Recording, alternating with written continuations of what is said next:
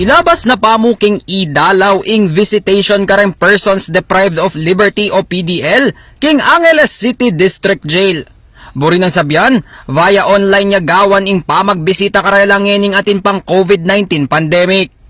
Mismong ding makasukol ing magpa-schedule king karelang idalaw at ilamurin ning mumunang maus king karelang kaluguran. Atin niyang sinadyang FB page ng Angeles City Jail para kareng hanggang bisang gumamit idalaw. Gewara kano ini, bang bawasan ning physical contact at mi protektan la rin PDL laban king COVID-19. Gawan niyang mandatory kimbalan kan daba ing rapid antibody test kareng magbalik na king obra, nyening mikabit na ing Pampanga king lalam ning general community quarantine. King karelang municipal IATF meeting, sinabi ng Mayor Rene Maglangke na ring employers ing gumastos kareng test at malyaring ing munisipyo na ing balang gawa kanini. Pasara na la kanuning alkalde reng Emma Mintuking utos sa inining lokal kapanibalan at mibus nilang pasibayon nung yari ning pandemya o taluki la kareng regulasyon.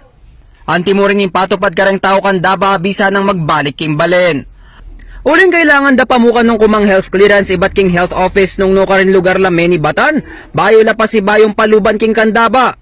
Dumalan la naman king swab testing reng ganang magpositibo king rapid antibody test at i-isolate dala pa mo kareng quarantine facility king balen. Libo-libong fingerlings na ning tilapia, bangus, karpa at miyayaliwa pangasaning binulos na ning Bureau of Fisheries and Aquatic Resources Region 3 kareng fish pond king Mabiluga, Central Luzon. Kaya be kareni den coastal waters na ning apalit sa Smuan, Lubao, Masantol, Ampong, Makabebe king Pampanga bang pagmasosya ning fisher folk man inyang Mayo. Agpangkang BFAR Region 3 Director Wilfredo Cruz, ala nang aliwa pang masanting aparala na pagmasosya ning bulan dareng manasan nuni sopan lang mga tingkarelang kabyayan. Ini kano yung paralan ning ahensya bang siguraduang alila magisa ning food supply ning Central Luzon ngening COVID-19 pandemic. Kabalen malyari ng paurod ngening General Community Quarantine base kang rekomendasyon na ning Interagency Task Force on Emerging Infectious Disease o IATF-EID. Kaya belareng barbershop ampong salon kareng malyari ng mamuklat keng ikapito ning Hunyo. Sumangit na nini, urod pa mo yung malyaring pagawa hanggang mikare assessment ng IATF. Bawal pa mo yung magpa-manicure o pedicure, pa-facial o kaya pa eyebrow shaping. King resolusyon na ng IATF, 30% capacity pa mo yung malyaring operation kareng barbershop at salon kareng lugar pa ka GCQ.